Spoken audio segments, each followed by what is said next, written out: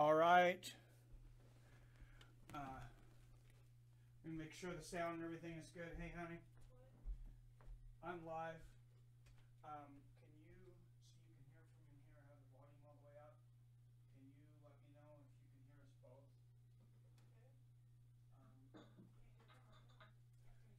Boys, let me get him up to the mic here.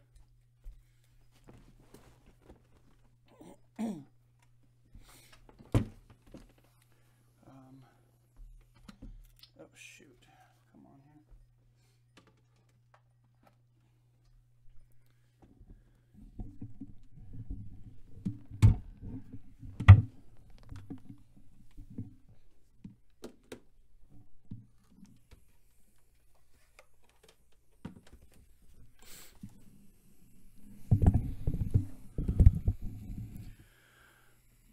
Okay, can you hear me good? I hear you quite well. How's that, Cassandra?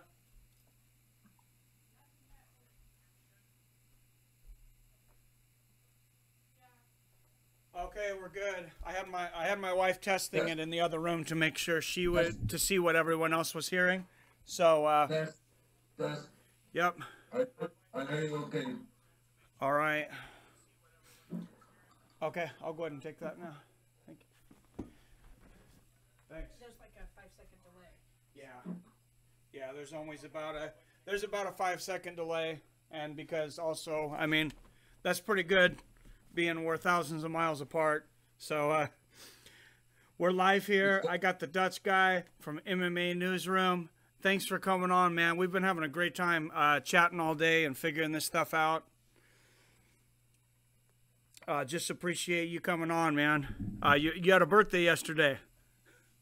Yeah, man. I got a birthday yesterday, so I just chilling today and live on the Fight with Friends channel, Free Fight chit chat with Mike from the Fight with Friends channel, and yes, we're gonna walk through the main card a little. Yeah, What do you think, Mike? How about the card? How about I think this is one of the best cards. This is one of the best free cards that I can remember, honestly. I think it's much better than UFC 222. That's not very difficult to be a much better card. Very true. Very true. I must agree on you. I must agree on that with you. I think the card is a very good card because the stylistic matchup, not especially the fights, but the stylistic matchup. I think the matchmakers did a great job on this card. Yeah. Oh, definitely. Definitely. I mean, we got 2 fights on this card that I believe that not only are a candidate for fight of the night, but they're both possible candidate for fight of the year. And that's, of course, the main event, Yancy Medeiros versus Donald Cerrone. But it's the other one that we were talking about that we think might be even better, and that's James Vick versus Francisco Trinaldo. And James Vick's been on a tear, man. He destroys people. There's 20 people in right now? I think it's time for UFC to get James Vick, if he should win this fight, some better opponents, man. He deserves that. You think he's ready for a top 10, huh? I do not think. I know for sure. He destroys people and he deserves it. But he's still got people ranked above him. I don't know what the plan is with that. Francisco Trinaldo is he's a tough dude, though. I mean, he's not ranked, but he, as a possibility, he could throw a muncher. This is a test. James Vick gets through this, but this, I think, is a really good test, honestly. Francisco's won 8 of his last 10 fights, or 8 of his last 9, excuse me. His only loss was to Kevin Lee. Last 2 years, if you go back to January 17th of 2016, he's defeated Ross Pearson, Yancy Medeiros is in the main event, Paul Felder, and Jim Miller. So James Vick can't take him lightly, and I know he's not going to. I know he's going to be ready, but this is a very game opponent. and I think it's very telling of how competitive that weight class is when you have a guy like Francisco Trinaldo with that kind of resume, 8 of 9 wins, and he's not even ranked in the top 15. For sure. He is ranked 16, I thought, of unranked, but I can recall that for sure. But I totally agree with you on that. Trinaldo is not someone to look over about. Dude, he has good, very, very good ground skills. Yeah, absolutely. He can finish fights. I mean, this is. I picked James Vick in this one, actually by second round submission, but it's gonna be a war.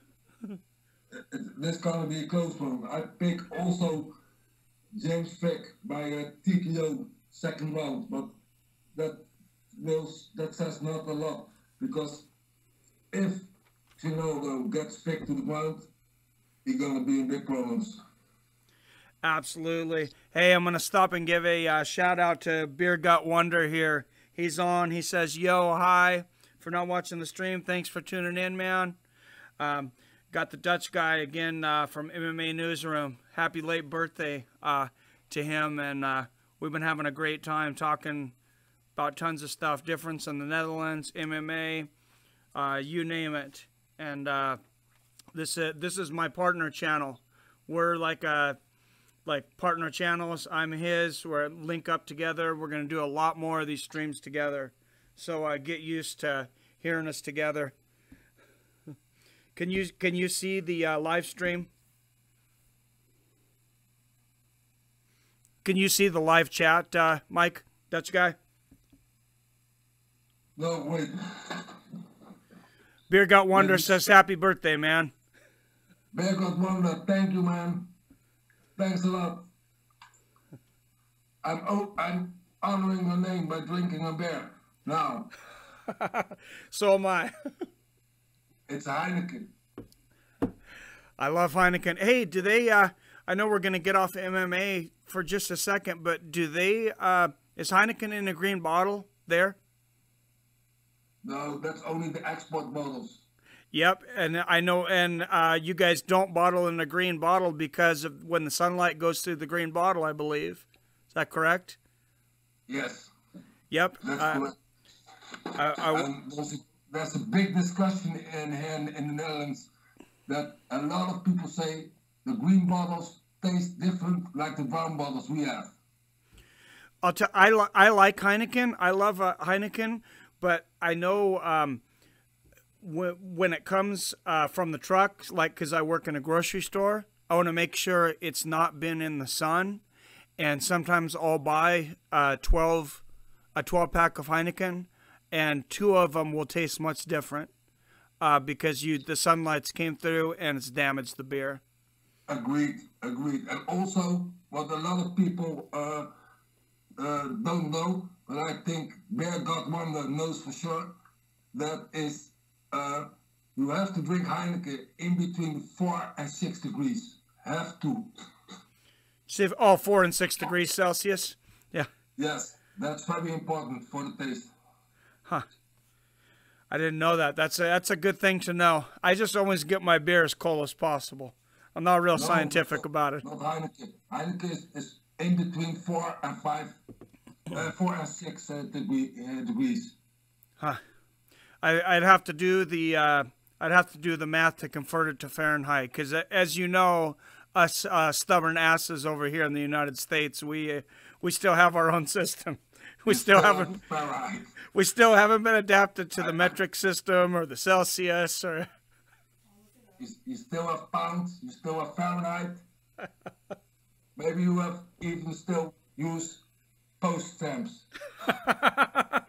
You guys don't have post stamps? 4 degrees Celsius is 39 degrees Fahrenheit. 4 degrees Celsius is 39 degrees Fahrenheit. Okay. Just so you know, thank you for the information. Yeah, young Cassandra just looked it up for me. Thanks, man. That's my wife. No. Good job. So 6 is 42.8. and 6 is 42.8. So for those of you that are still on our outdated system. It's between 39 degrees and 42.8 degrees Fahrenheit for your Heineken. Thank you, Dutch guy, for that. No problem. Pulse Reloaded says Netherlands got some good weed. No, that's not true. Netherlands not got some good weed. Netherlands got the best weed. My mom would disagree. She's from Humboldt County, California. Oh, I got my wife shouting over there. Her mom is from Humboldt, California. She says she disagrees. She's been there, but yeah, I don't know. That's a tough sell. I gotta say it's got to be. I would imagine it's Amsterdam from everything I've heard. Look, we are doing this for some 50 years now, so it's not a very crazy thing to have the most experience in it. We also grow at home. I did it also when I was young. I had also at home 200 plants. Wow. So I'm going to talk a little bit in between fights as people are getting through. A lot of it just for my knowledge. What are like drinking laws and for like age for drinking laws, marijuana, things like that? Like here, you have to be 21 to buy alcohol. Most states, marijuana is not legal. Here it's 16. For everything, alcohol and marijuana. No, you have 16. You have to be 16. Over 16 years old to buy alcohol, and you have to be over 18 to buy weed. And we have a pass system. You know, we have the coffee shops, which are just like stores here. You walk in and you have a pass, and you have to pull it to a pass reader, and then the door goes open, and then you go buy your weed, and then it's registered also that you have been there. And the only law here is that the coffee shops may not be in a radius of 1,000 meters, in 3,000 meters close to a school. Sounds like a good rule. You know, That's yeah. the only law. Well, in about a year and a half, I got some stock maturing from a company that I worked with, and I'm gonna go to Amsterdam, and I'm gonna come grab you, and we're gonna go visit some of those coffee shops. I'm gonna look you up. we're gonna have some fun, my friend. If you come, you have to contact me. I will take you to Amsterdam, and we have a good time. Absolutely. That's no problem. We gotta do the Dutch things. I'm looking forward to it, man. Pulse Reloaded asked, did you watch Groves and Eubank? I didn't watch the Groves Eubank fight. Did you watch any boxings last night, Dutch guy? No, man. I just only watched alcohol. Who won? Who won that fight, by the way, between you and the alcohol? I only watch alcohol and nice ladies. So, sounds like a good time. I didn't watch the Groves versus Eubank because it was on pay-per-view, $20 pound, or 20 pounds, which is probably about $25 our money, I believe. I'm just, That's yeah, more than $25. too much money, man. Too much money for me. That's nearly $30. 25 pounds. Yeah, I watched the fight on Fox. It was a lot better than I thought it would be. I didn't end up live streaming it last night, to be honest with everybody. I was so tired. I fell asleep, slept through my alarm. I woke up, I think about 20 minutes before the first round of the main event, and it didn't look like the Victor Ortiz fight. I can't think of the other gentleman's name. But it ended up being a good fight and a horrible decision, just like a lot of boxing matches. They called it a draw, but Ortiz should have lost.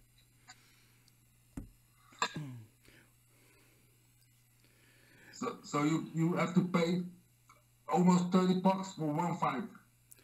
Yeah, almost $30, and our pay-per-views here are like $60. You were saying over there, you guys get to watch everything for free.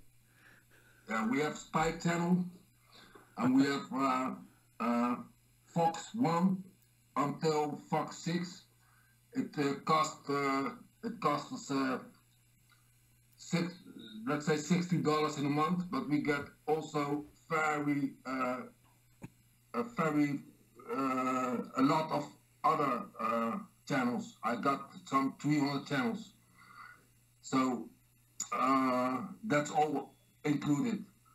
So I can watch UFC, I can watch Bellator, I can watch boxing, I can watch extreme sports, snowboarding. I like that. I can watch Travel Channel. I got maybe like 20 Discovery channels. Wow, that's crazy. I'm going to stop for a question here from Beer Gut Wonder. I'm going to pass the question off to you first. Do you think Mayweather will step into the octagon? Never gonna happen. Why do you think that? I think never gonna happen. I think, for one, it's all marketing tricks. And for two, who's gonna fight? They're gonna blast him. They're gonna destroy him with his little hat and with his little body. I think they're gonna pull the piece out of the fence. I don't think it's going to happen either. Part of it, I think, and I think he would get destroyed. But I think him putting his name out there, I think he is somewhat sincere in feeling it out. Because if they offer him enough money, I think he would step in there. But maybe not against Conor. He actually called out CM Punk, which is absolutely ridiculous and an embarrassment to all combat sports, to even mention that name and then ask for a bunch of money. But I just don't think it's going to be worth it for the UFC to pay the money that he wants. If they give him $50 million to fight CM Punk, though, he'll be in there. He laughs off $50 million. That's change for him. Could you imagine? Could you imagine how pissed off some of these fighters are going to be that have been fighting forever for $50,000 and less? If Floyd Mayweather gets in there against a professional wrestler and got $50 million, it would decimate the sport. It would be one of the worst things that's happened in the history of the UFC, in my opinion. Yeah, you got a good point there, Mike. And let me add some things to that. I think Mayweather has got a lot of money. He don't need the money. He is old. His family don't want him to fight anymore. And yeah, a really good point. He has really nothing to lose. He has nothing to lose, but he has also nothing to win either. So I think possibly you underestimate the greed of the Americans. There's some greedy mofos over here, man. It's like I question it, but it's like some of these guys, it seems like there's never enough money. Yeah, but did you saw the documentaries on him? That guy is not normal, man. How much money he got, and adding to that, his daughters. He just want them to fight, not again.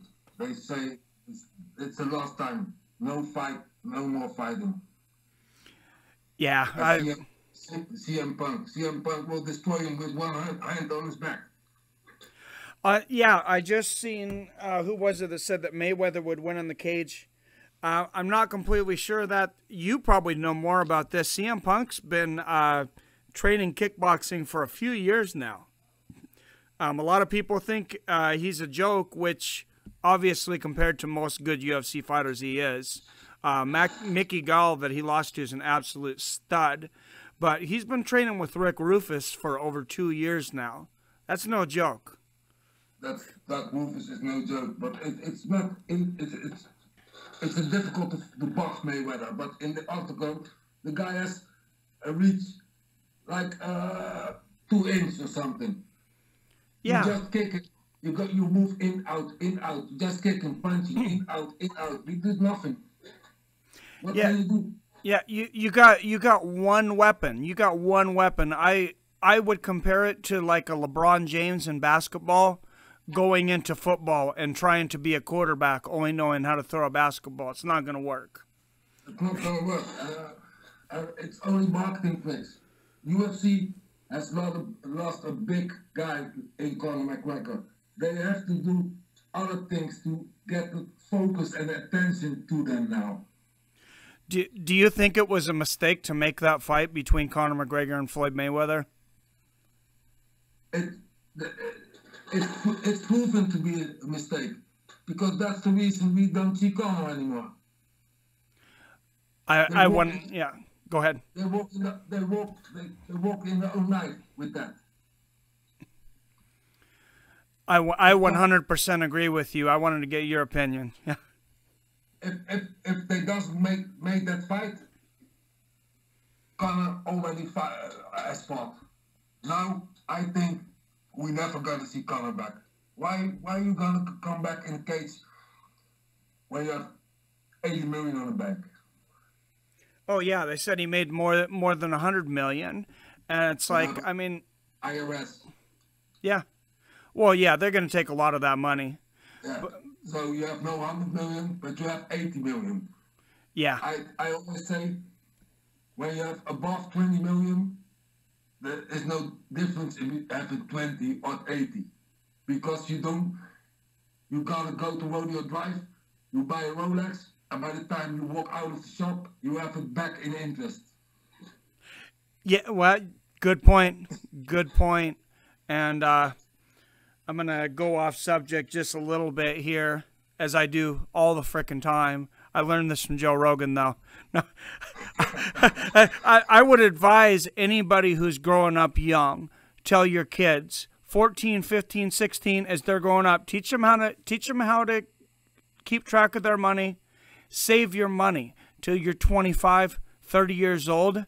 If they start investing when they're 18 years old and they do everything right, they can do whatever they want for the rest of their life. And I wish somebody would have told me that, but I believe that's 100% true. I totally agree with you on that. And also, how my parents did it. It's important, the little kids, to teach them the value of the money. Absolutely, absolutely. I think the United States has been behind on that as far as we've been around. We've been behind on a lot of things, but I think this next generation is catching up on that, and I think we're going to see some changes. You want to jump into the next fight that we don't quite agree on? Derek Lewis and Marcin Tybura? Derek Lewis and Marcin Tybura. Okay. Yes, that will be a good fight. And I think against the mainstream, because almost 80% picked Derek Lewis, I think Tybura wins this one. Why do you think that? What do you point to that leads you to that conclusion? I think that because I find Tybura more well-rounded than Lewis. For one, Tybura has got good kicks, and I feel Lewis can only dominate him with his power and dominate him on the ground when he has got top control. Lewis has got a very heavy top control, and Tybura will not get out of him, under him, he cannot escape from under him, I will say. So Tybura will not get to the ground. He will stand up and fight in out with him and watch for the big shots from Lewis, because he's got the power, but Tybura has got the chin, and Tybura has got the Muay Thai skills also. He has got kicks, he's good in the clinch. I think he's just more well-rounded than Tybura is. I think he might be more well-rounded, and I went back and forth a lot on this fight. The odds are very close. Derek Lewis, as a lot of people know, he's admittedly dealt with depression since his loss to Mark Hunt.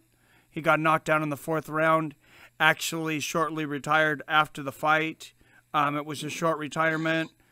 He's admittedly dealt with depression and back issues, which actually forced him out of a potential bout with Fabricio Verdum. But I was listening to him in an interview on the MMA Junkie, and he seems to be 100%. And the main reason that I picked him in this one, and like I said, it's close. It could go either way. But in a 3-round fight, I picked Derek Lewis. In a 5-round fight, I would have picked Tybura. But I believe that he's just going to have to push the pressure and take more chances in a 3-round fight.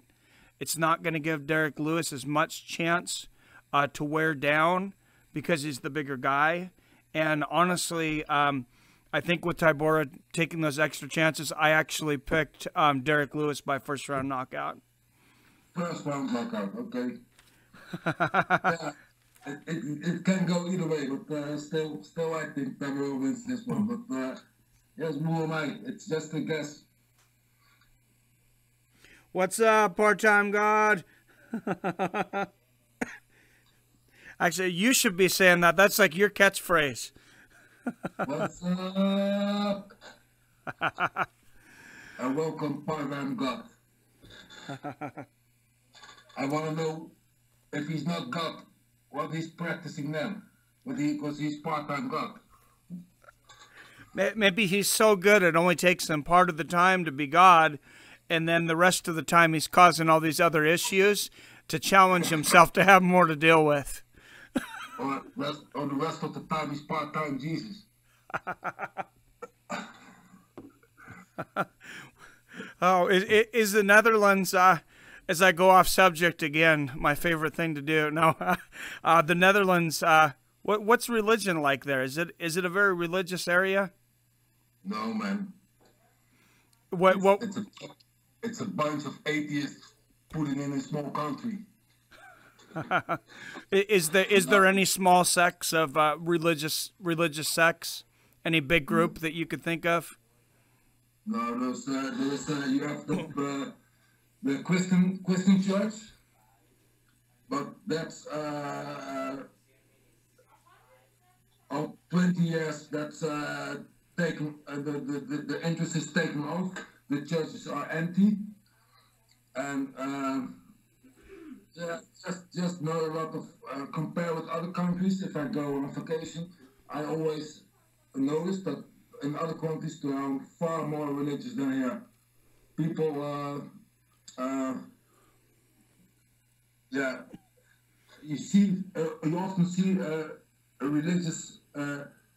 religion taking a jump in difficult times. Then people go to religion, but no, it's not very religious here in the Netherlands. Well, I think that's in all countries. When things get tougher, you start to see more people get religious and kind of cling on to religion.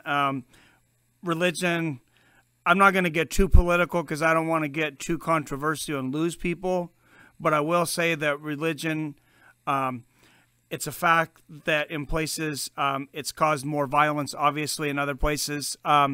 What's the crime rate and violence like in the Netherlands? Very high. Very high?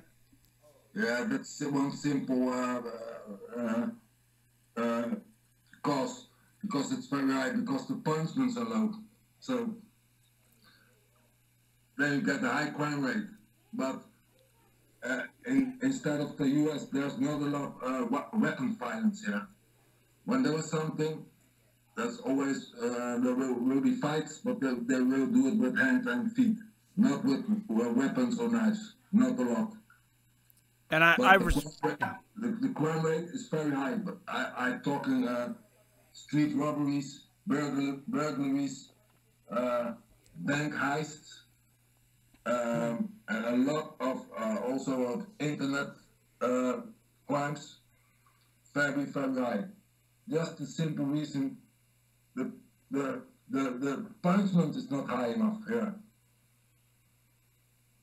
Yeah, you know, a lot of people want to take the punishment, a lot of the punishments down here, get rid of a lot of punishments. Do you guys have the death penalty, or has it been banned?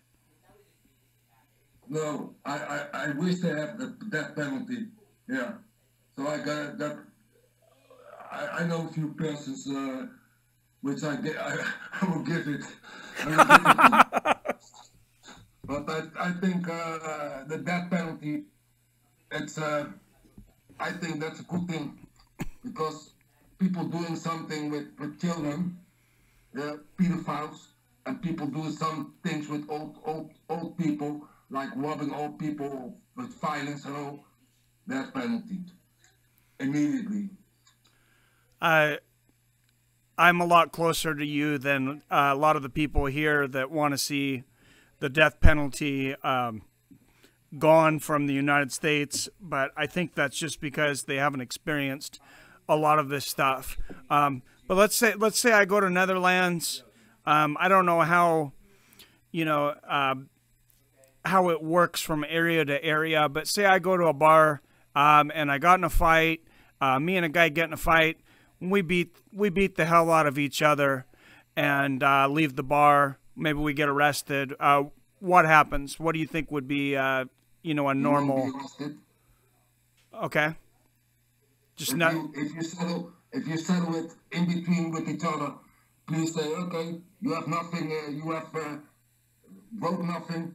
You have done no harm. It's settled. You go to the left. You go to the right, and don't fight again. I actually agree with that 100%. As long as someone else isn't attacking, yeah, I don't know how you feel about that, but I like it here. Here, you could go to jail for 20 years in a fight that two people agreed to. It's insane, in my opinion. It's insane, and they have to reverse process in the U.S. In the U.S., you have to prove your innocence, right? Yeah. Here it's reversed. Here the government has to prove you're guilty. So that's the way it's supposed to be here, and that's the way it's actually written. It says innocent until proven guilty, but it hasn't seemed like it's been that way for a long time. But there's something in that I don't understand. If you are behind bars in jail, how are you going to prove you're not guilty? Oh, I just heard comedic. How's it going, Comedic Genius? Shout out to Comedic Genius. He just told me there was a little bit of issue with the audio, so tell me right away. I'm gonna move the mic closer to where you're at, and I'm gonna, I guess, ask you a question. How many bar fights do you see in a year? Is it a common thing? Which in the Netherlands? Yes, in the Netherlands. That's not countable, man. Well, why don't you just making us videos and posting that? Well, I'll go there and we'll commentate them together, man. I'm gonna retire. Look, if I go to city center now, I can upload 7 videos in 1 hour with bar fights. And if not, I start one myself. So we were talking earlier, and I think we're getting comfortable enough. I know we talked about just fighting MMA, but I think we got some time. We talked about. You want to talk a little bit about like what high school was like for you? Oh, what's that? Do you want to talk a little bit about what high school was like for you? The high school, that was, let me say, turbulent time. Let me put it that way. Yeah, I was not the easiest person in high school. Always fighting and fighting on the school. And yes, I was on some 15 or 16 high schools altogether before I managed to graduate. That's incredible. There wasn't 15 or 16 high schools around me. I'd have been in trouble. I grew up in a small town. We only had one high school. There was 2,000 students in it. And I know the principal called me in my freshman year. We were talking about this just a few months in. And I'd already been, I think, in 3 fights. And she called me in and she said, looking back at your middle school years for 3 years, how many fights did you get in? And I said, 3's average. And she goes, 3 the whole time? I said, no, about 3 a year. And she says, you get in one more fight, you're expelled. You're not going to graduate. You're kicked out. So that's when I picked up judo, luckily, and honestly, judo probably saved my life. That's how I got into martial arts. Yeah. Judo is not fighting, so you can judo. No problem. Well, we got on the mats, and one of the first things that happened actually at the time when these guys didn't know a lot about MMA, and you got to think back, this is around the time of the first UFC. When I'm a freshman, I want to say 93, so exactly the time of the first UFC, and the wrestling team comes in, and it was our first year, and they come in and they say, let's see how this judo works. We want to kick your ass. And they came in there, and I'll tell you, we mopped the floor with them. They gained a lot of respect very, very quickly for judo. I think judo is by much people overlooked, but judo is the base of all combat sports. Go ahead. I think a lot of people overlook that judo is the base of all combat sports. About weight balance things, which are very, very useful in all combat sports. You see the judo guys. Judo guys always shoot on guys when they are out of it, not in balance. And when someone is not in balance, you easily put them on the ground with one finger. And also the trips, outside and inside trips, that's not to be overlooked. All right, I see the questions coming up on the chat, Mike. I see some of these, and a lot of them I would not call legit questions. As Comedic Genius says, he is well known for throwing some wizards out there, but they're not always questions I want to answer. If you want to answer any of these, feel free, but I'm not going to ask them. I can even read them. I'm too far from a screen. That's your job, Mike. Read them. Okay, I'm going to kind of give you the PG version of a few of them. Immigration, different races in the Netherlands. Is there any kind of discord between different races and things? There are discords all over the world between different races. But in the Netherlands, it's also, we have now, maybe you know, a lot of people coming in from outside the Netherlands, the refugees, let's say the refugees. And in the town where I live, there are not a lot of, there's not a lot of free house space.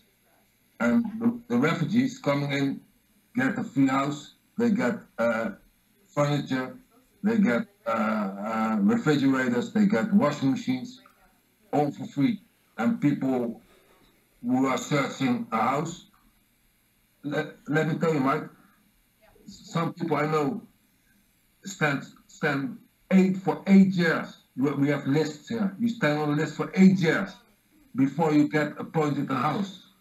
And then people come in and they get a house, they get furniture, they get bikes, they get everything. Yeah, that's how you create aggression.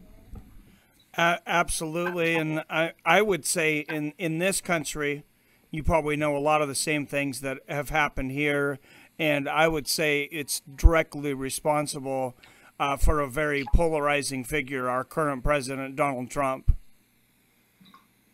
So what are the political parties like there in the Netherlands? Obviously, here we have a duopoly. We're controlled by two parties that I call them cults because they each pick a bunch of sides, and basically you choose, you believe everything these guys do, or you believe everything these guys do, or you're kind of the enemy. What is it like over there as far as like voting, political parties? We have one party. I don't know how you call it in English, but that party is against all foreigners. But they have not a lot of fans, so to say, because people in the Netherlands are very open. They look at the person. They don't look at the color or the differences. They look at the person, and if you're a good person, they accept you. If you don't have a good person, you don't have a good person, they accept you not, and you have a problem. But they don't look for that's a dark person, that's a white person. I think that's stupid to look like that, because you can judge a person by his. If you judge a person by his outer looks, how do you call it in English? Visuals. Yeah, you're 100%. Your English is great. And you judge a person by his visuals, and you don't know him, then that says a lot about your IQ. 100%. Very, very well said, my friend. Very well said. And I would tell you, there's a lot of division between races in the United States. Depending on where you go. Fortunately, I'm in the Seattle area. It's considered very accepting compared to probably most parts of the country. But some of the things still that I see and hear, I can't believe as a species in the 21st century that we're still looking at things like skin color. Because I can look just here in this state of Washington State. You have Eastern Washington and Western Washington. And they're almost, I grew up in Eastern Washington. They're almost like two completely different countries. They're politically polar opposites. And I grew up around, actually, the junior high I grew up in was about 85% Hispanic, Mexican descent. That's why I learned to fight, because I got tired of getting punched in the face because I was white. And that's the truth. But I also made a lot of friends. But it sickens me in the 21st century that we would even consider that a way to judge people. You can go to a place by here called Spokane, Washington, and anybody who's from Spokane, Washington, no offense to you. There's a lot of great people there. But I will tell you, there is a lot of closed-minded people in Eastern Washington that are not accepting of people that are other colors. And you go to Spokane and you want to say it's a color thing, it's very clear that it's a poverty thing, because you have an area that is predominantly white, and it is a very, very high crime area. We joke, we call it Spokompton, because it's very comparable to Compton. I can understand the fact they have an opinion about colored people, but I don't understand why they judge them, because they didn't know them. They didn't know them. So how can you judge somebody you didn't know, and then they come with judging points, mainstream judging points? Oh, he's black, so he should steal. Or he's black, so he would be dumb. People are short-sighted. The exterior of a person says nothing about the interior of a person. Well, go ahead. And if you think it says the exterior of a person says a lot of the inside of a person, I think you have a problem. I think you have a problem, and you have a shortage of brain cells also. I 100% agree. One of my best friends is from he immigrated from Somalia. He went to Egypt at about 8 years old. So his father was one of, he was part of the rebellion in Somalia. There was East and West Somalia, and sometimes I mix up, so I don't want to be wrong and say which one it was. But That was not a great place to be. Yeah, they fight hard there. His father was part of a rebellion that wanted to form democracy in Somalia, and in the middle of the night they came to him and said, "Your family's in danger." I want to say he had 8 brothers and sisters. In the middle of the night, they split his entire family up, his brothers, sisters, his mother and father, up into 10 different countries. He went to Egypt. He went to Saudi Arabia. He went to many other countries. He came to the United States when he was young, I think around 10. Great man, one of the most, the hardest working, integritous people I ever know. Taught me more about the outside of the world than almost anyone I've ever known. But we don't get the full story. Just like, I mean, you probably don't get the full story of everything over there. We don't get the full story in the United States. And I'm going to bring up one example. Everybody's heard about the Somali pirates over in Somalia. They were hijacking ships a few years ago. Yes, hijacking people, but that is not a race thing. That happens everywhere. But here's the other part of that one.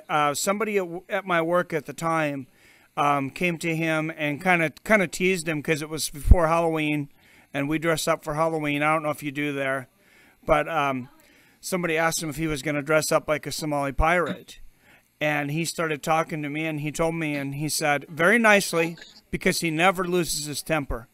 I mean, and when I say never, I mean never loses his temper.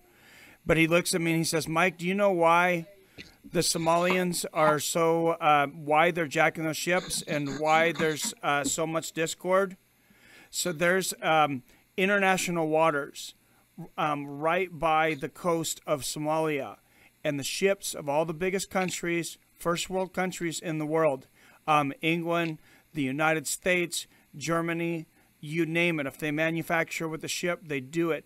They pull up on the coast of Somalia and they drop thousands of pounds of waste and garbage and chemicals and just the most toxic things you can believe in the world, and they literally drop it right on the bays of their country. It cost us a lot of money to dispose that, and then they drop it. And then I understand they take action to it. I think that's legit action. You think what? What do you think's legit action? I'm sorry. What part of it? To come in action against that kind of people. If someone drops garbage on my doorstep, I come in action also. Yeah, absolutely. But over here, I don't know if you'd ever heard of it over there. But over here, we only heard one side of the story. The only thing we were hearing is, oh, Somali pirates are jacking ships. Unless you talk to the right people, you don't get the facts.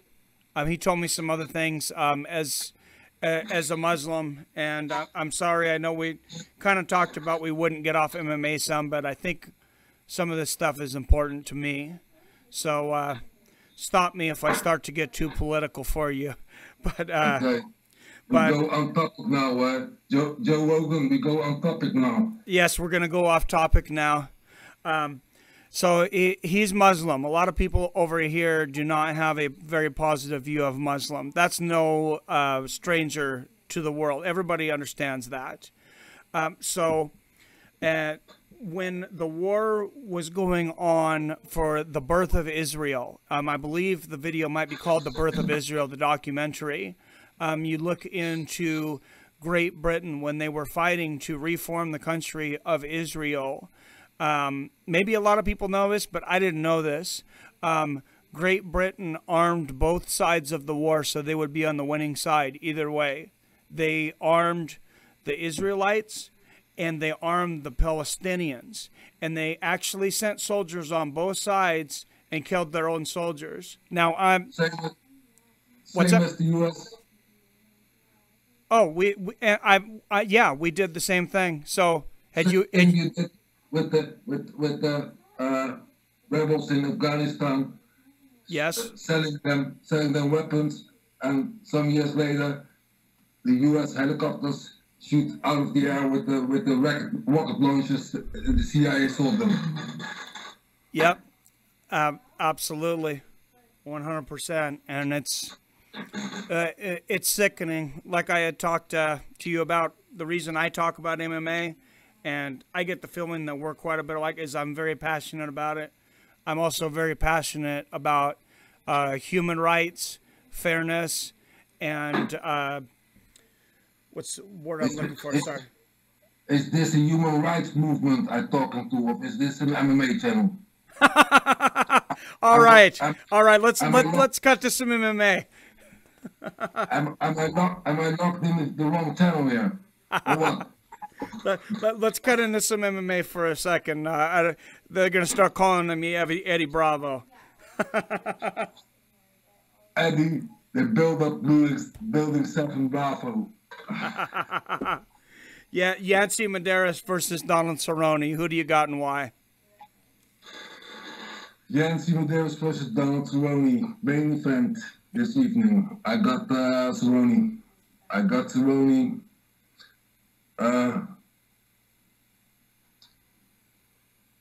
What? I got Cerrone because he's under pressure now. He is losing 3 fights. Let's put that in perspective. He lost 3 fights against very good opponents, but still he has a losing streak of 3 fights, and he's got to win now. He's far more experienced. I got Yancy Medeiros as a good chin, can take a punch, but I think Cerrone is more well-rounded. I see it like Medeiros is only good with his inside boxing. Yes, I think Cerrone will take this. You think he gets it by a decision, or what round? What round would you call? I think TKO in the 3rd. Okay, I actually called it by decision because I think they're both pretty durable fighters. But I got the same pick with Donald Cerrone, and thank you for getting me back on track. By the way, people forget, of course, Donald Cerrone lost 3 fights in a row, like you said, to very reputable fighters, though. But people forget he'd won 12 or 13 fights before that, between November 2013, December 2016. Let me just tell you a few of the names that he knocked off. Comedian genius want to, if you want to hear someone speak broken English, let's try comedic genius speaking Dutch. Maybe he can do that. Yeah, don't pay attention to the trolls, man. You're doing great. I speak 1 language, so yeah. Why don't you type some Dutch down there? I bet he speaks no more than 1 language. I speak 7. You speak 7 languages? Yes. That's incredible. You mind telling us real quick what languages you speak? I speak Spanish. I speak Dutch. I speak a little bit English. I speak a little bit Portuguese. I speak a little bit Italian. So Comedic Genius just apologized. He said it was a joke. I'm sorry. No problem. I'm not offended by that. But I'm glad you called him out. But I just want to stir up a little. But to get back to the MMA story here for just a second, Donald Cerrone had that streak where he won 12 out of 13 fights. The only fight he lost was his title shot against Rafael dos Anjos, but he beat Rick Story, Alex Oliveira, who's obviously Fight of the Year last year, and against Yancy Medeiros, Eddie Alvarez, Edson Barbosa, Benson Henderson, Jim Miller, Patrick Cote, and Matt Brown. That is the list of damages. People that can damage you. That is a list of beasts. That's a murderer's row. Could you imagine in the heavyweight division? It's so amazing to me that these divisions are so deep. You'd never hear about a guy in the heavyweight division knock out 12 out of 13 top guys in a 3-year span. Yes, I think so. I agree on you on that one. I looked at his last 10 fights, and he lost 6 of them. Am I correct? Cerrone? Yes. He lost the last 3. No, before that he'd won 12 of 13, and the last one he lost before that was to Rafael dos Anjos, I believe, about 4 fights back. So it would be 4 out of the last 17. Well, I always watch the 10 fights. I think he's lost 6 and won 4 of them. But all the fights are with formidable opponents, and I think that would be must see that in perspective, I think. But still, if he lost this, yes, maybe UFC cut him some slack. But maybe when you lost 3 or 4 fights, usually they cut you. All right, I'm going to give a couple of shout-outs here. Cap, my moderator's in the room. He says, hi, MMA Newsroom. And Russell says, who the fuck is this guy? Tell him who are they. This is the Dutch guy from MMA Newsroom. So you need to subscribe to his channel. What's up, man? What are you talking shit for, Russell? No. We got some guys that have some fun, but nobody gets too out of control. If they don't, my moderator Cap he'll cap their ass, I like to say. Who you got on the Derek Lewis fight? Oh, me? I was just saying Derek Lewis. Yeah. Russell says he'll subscribe. So there's another subscriber. Just a minute here, guys. Everybody, great guy, Dutch guy from the Netherlands, MMA Newsroom. Everybody, please subscribe to his channel. We're going to be doing some casts like this together. This is our partner channel. So this is like consider it like your brother channel. He's our brother.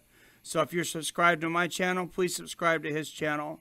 We're going to be doing some things like this together. And hopefully you guys can help me out through this time and come up with some intelligent questions through the show too, through the different shows.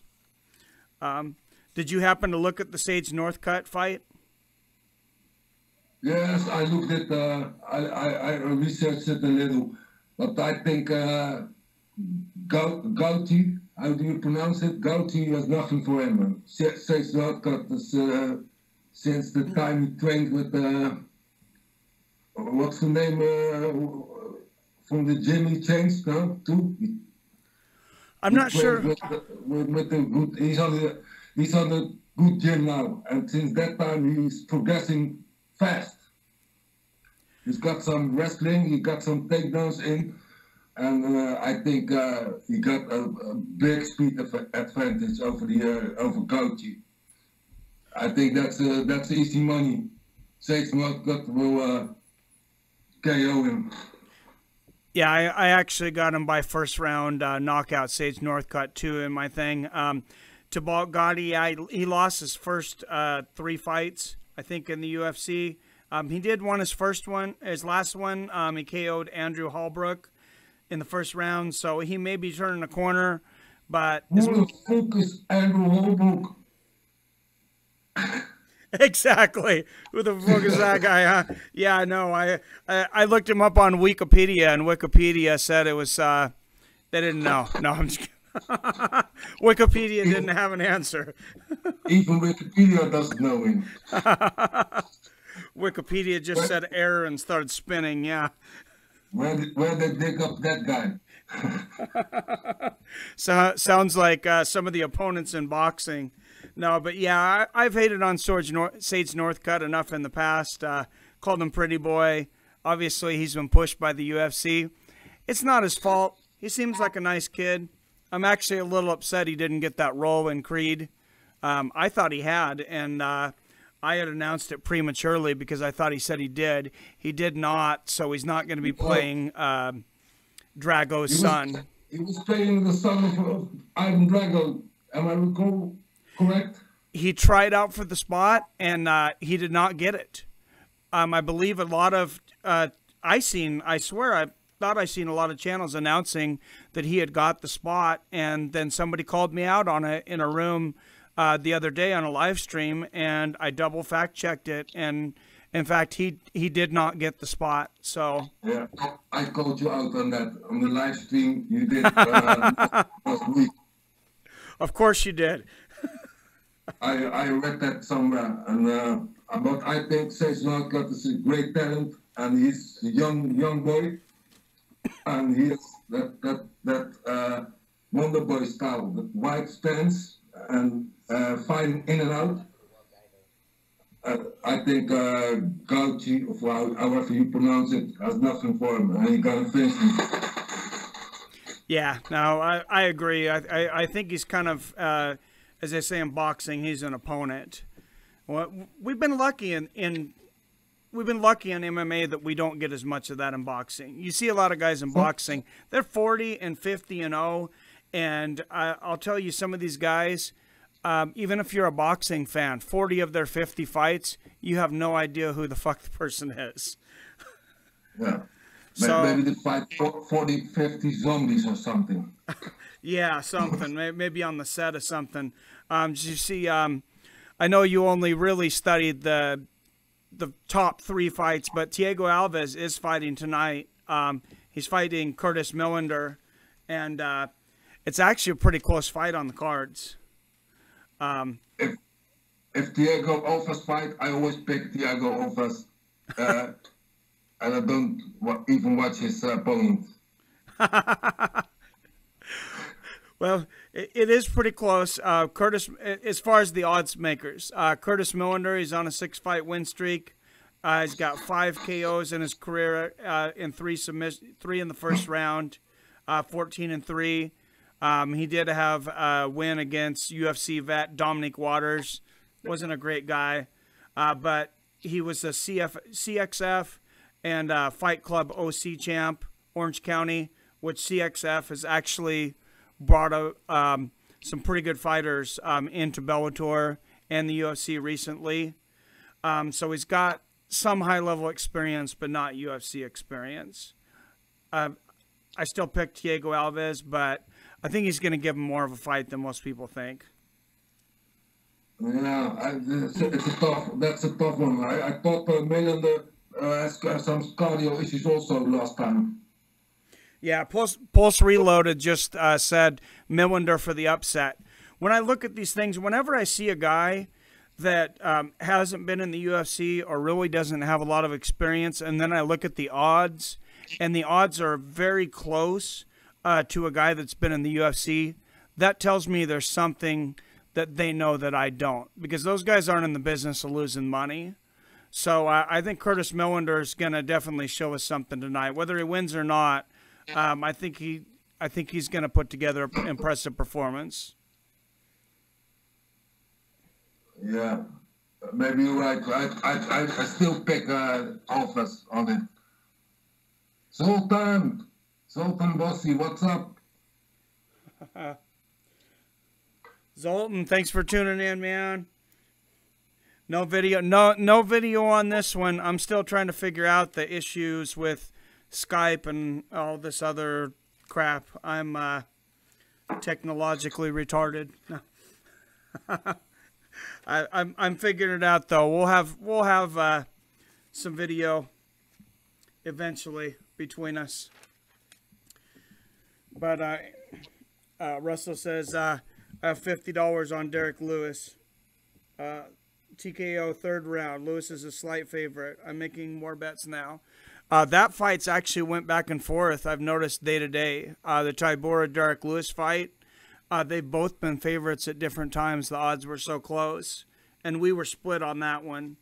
Dutch guy has Tybura, and I picked Derek Lewis, but I had to think about that fight for a long time. But why you so bet $50 on a guy who's the slight favorite? You better than bet $50 on an easy money fight like Northcutt. odds though, man. I want to say Sage Northcutt's like a 5 or 6 to 1 favorite. I mean, he's a heavy favorite. So yeah. You don't make that much of money, but you building in a little bit certainty. Yeah. Cap says when you start in the Fight Companion, probably soon here, we got to talk about issues with videos. Do we want to go through the whole fights? Do we want to cut the interviews? I'm sorry, I got a delay here. Oh, okay. Can you hear me? Yeah, I hear you okay. But I got a buffer around. Okay, well, understandable being we're about, 6,000 miles apart. I don't know. We're a long ways apart. 9,500. Yeah. That's a long ways. I don't think it gets much further than that. Sultan made a good remark. Always bet on the underdogs with a decent chance. I also do that tactic, and sometimes it works. Sometimes it does. I'm not a huge bettor. I haven't bet for a long time. I've been really, since I started doing these picks, I've been tempted, especially when you get lucky. Especially when you get lucky. When we've been doing this UFC pick'em, and like on that last one, you get 4 perfects. I think you start to think you're better than you are, and you just get lucky. And I know I can fall to that, and that's why I haven't bet yet. But it's like sometimes. It's the fight game. It's not a soccer game. It's always every fight can go different. So we have to say to the guys, join the UFC Pick'em League. Yes. And, play with us. Yes, absolutely. Go to UFC.com, Pick'em League. Prelims have already started. I want to say, I think it was at 4 p.m. or 5 p.m. Maybe it's 5 p.m. I think prelims started already now. Wow, that's quick. Okay. So anybody who doesn't have them in now, I guess we're not getting the prelims. But asked, did you find Brendan Schaub funny? I'm not a big Brendan Schaub fan. I don't know if you listened to that last podcast of Brendan Schaub and Joe Rogan. I think he's a lot better with Joe Rogan, but his podcast annoys me. I don't know if you've seen it. Yeah, I've seen it. He looks like the whole time a little distracted. Yeah. A lot of people bash him. Yeah, and you know what? I got to give him respect because he has the guts to get in there. He had the guts to get in the cage, and I bash him too. I've given him shit for fun, but he had the guts to get in the cage. He has the guts to get in front of people in something he's never done, to be a stand-up comedian, and then a podcast. I mean, this isn't easy. I mean, I get nervous before some of these shows and stuff, and to do everything that this guy does, I might not always agree with him or be entertained by him, but ton of respect to anybody who, goes into that many fields and is successful. Yeah, I works on my nerves a little, and also he always agrees with Joe Rogan. It seems like he has no opinion of himself. He always agrees with Joe Rogan. You have to listen to the last one because they did. Maybe somebody told him that, but they agreed on almost nothing. Then he's changed his course. But when I listen, he always agree with Joe Rogan, and now he's gonna do his stand-up comedian thing.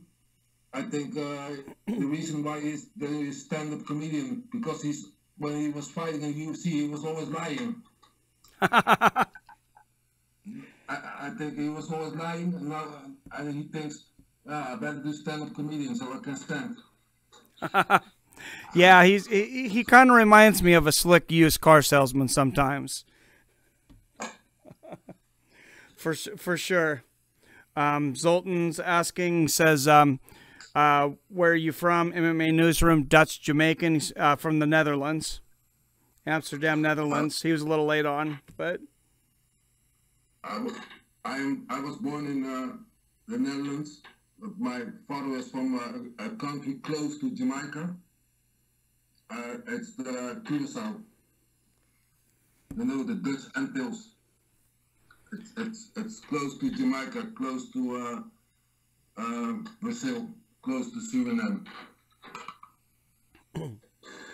Nice. Well, I said I look forward to visiting you down there sometime, for sure. Anybody who hasn't gotten their picks, and anybody who's not subscribed to his channel that's coming on now, please subscribe to MMA Newsroom. Like I was saying earlier, this is, everybody's kind of got like a partner channel. This is like our brother channel. Dutch guy's like my brother, so if you subscribe to his channel, if you like what I do, I think you're going to like what he does, and we'd both appreciate it. I'm going to answer the question from Russell C. I am not a Reem fan. I met Reem in person, and I think he's a cocky, arrogant motherfucker. And I know a lot of people think about him, and he is, for sure he is. So I am not a Reem fan. And he's also, they call him, in Netherlands, they call him Alistair Overroyd. Yeah, I've called him that a few times myself. Yeah, I've never been a big fan. Never got a good vibe from him. Just like that doesn't surprise me. Russell says, well, you get to see him get knocked the fuck out pretty often. That's true. He's gotten knocked out now, I believe, in 13 just MMA fights. So I got a question for you. We were talking earlier about a lot of different things, but do you think there's a time that the UFC, Dana, Commission, they need to start looking at some of these fighters and saying, hey, man, we care about your health. Enough is enough. Why don't you step aside? This is not for you anymore. I think it depends on who the fighter is. Because if it is a well-known fighter, UFC will only think about the commercial side of things, and they will not get them out of competition. Point two, it's not measurable.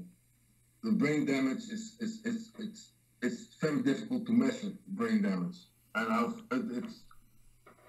it's doable, but the level of brain damage it's very difficult to measure. So where you will lay the standard, it's a difficult thing. I think the fighter will has to keep that under control himself. And yes, Overeem got knocked out a lot, and not also in the UFC, also in Pride, also in K1, also in kickboxing. And I think he should stop now. I agree with you there. And then you have guys like the UFC's obviously changed since WME bought it over. You don't have the Fertitta brothers there anymore. And I remember Dana White coming to Chuck Liddell as a friend very publicly when he was not a gatekeeper yet, but he was not a guy that was going to be the best in the world anymore. And he said, I love you, you're done. And they kind of gave him this kind of cushy office job and pushed him aside. And, and these new owners, they cut him. They cut Matt Hughes from their job. They cut Chuck Liddell from his job. And, I mean, Dana's got bosses like anybody else. So I hope they don't continue to go that way. And my number one concern's always that the fighters, they get paid their worth, and that we protect these fighters, because I do disagree with you a little bit about the decision of the fighters, because these guys are warriors, man. They're gonna go out on their shield. They never want to stop. They never want to stop. I'll tell you, I'm not a fighter, but I'm 39. I'm out of shape. I wake up some mornings and feel like I can knock out anybody in the state. But it's also the point of determine when you're gonna stop. That's the most difficult. Can I get 2 more fights? Should I stop now? Should I stop before? That's the most difficult point. It's almost always somebody's gonna tell you to stop. They never make the decision on their own. Most of the time for sure. And these guys like Bernard Hopkins, I mean, those guys. They're outliers. They're freaks. I mean, Bernard Hopkins was able to do it till 50 years old, but I mean, he's one literally maybe out of a million. Most of these guys, especially in the lighter weights, a lot of them are shot at 35. BJ Penn, I think he was shot at 33. You know, he just not the same fighter. You know when the reflexes start to go. I got a question here from Zoltan. A few questions here. Let's go to this. Question. Comedic Genius says, pretend you're Dana. What would you charge for the UFC MMA rules, fighters testing? Or what would you change? I'll leave it to you first. Yeah. That's a very legit question. Also a difficult question. First, I look at the weight cutting because I think this year someone's gonna die. Someone's gonna die from weight cutting or the process of it. So I start to change that, and also I will change the payments of the fighters. Pay them more, because every fight can be the last fight. Pay them what they worth. UFC is making a lot of money. They can pay the fighters far more than they pay now.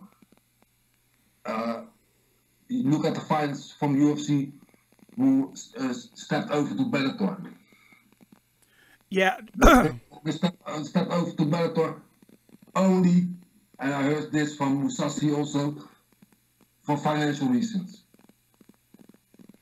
Oh yeah, absolutely. For the people that don't know, go ahead. It's only for financial reasons, and then they come up with a sponsor deal. Most fighters, they got sponsor deals from 10, 20, 30 grand a year, and then they come up with a sponsor deal from Reebok. And you know what the fighters from UFC get every time they walk to the cage from that Reebok deal? You know how much? $2,500. Oh yeah. Those Reebok deals are crazy. Yeah, it's sad. So they force the fighters to give up the sponsor. They pay, which they make 10, 20, 30 grand, and they pay them every walkout $2,500, and they fight 3 times a year. They get $7,500. For what? So yeah. I would change that also, and I would test them out of competition. Also, I test dehydration level out of competition to determine their weight class. So they should not cut a lot of weight. They fight in the natural weight class, and also not jump to a lower weight class or to a higher weight class. That's not good. I agree with you there. I can hear it on this side. We're starting to get a lot of static from your side. I don't know if there's something that you can move on that side or if it's just the Skype. Let me see. We might have to reconnect here. Okay. Are you hearing me now? Yeah, it's still really staticky. We can reconnect on Skype and it's not going to mess with the stream. So I think let's go ahead and do that. Okay, I'll do that.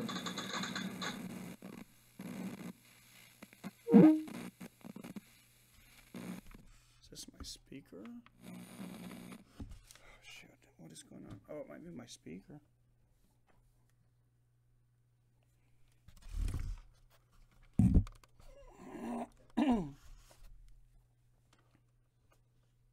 Sorry about that, guys.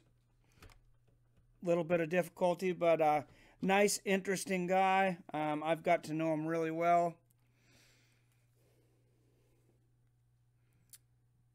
over the day and over these last few weeks and things. I'm giving him a call here, right here.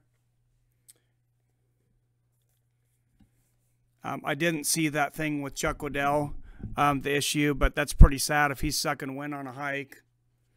That's very sad. You there, Dutch guy? I am here, man. Okay. Yeah, I'm still getting some scratchy audio here. Wait.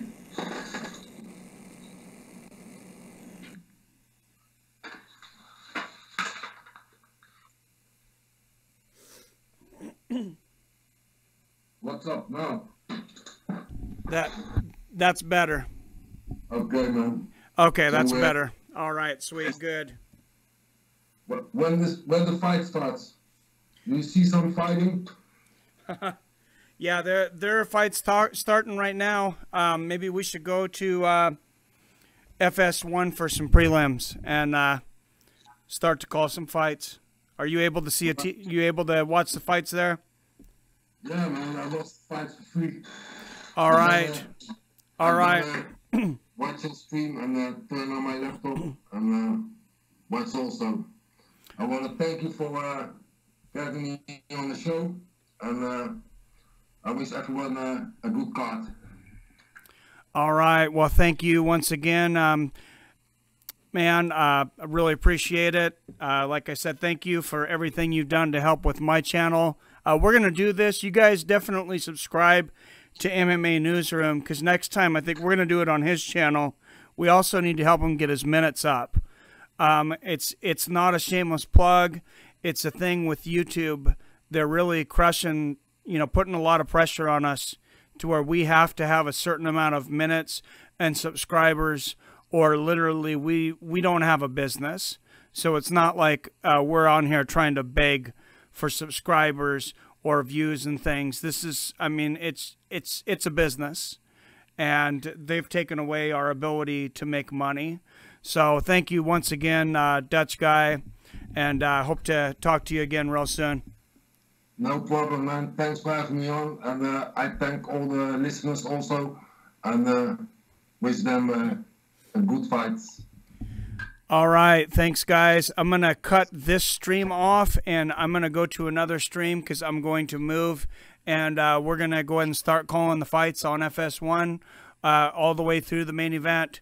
So just work with me for just a minute, and then jump on the next stream, probably about 10 minutes. Thank you.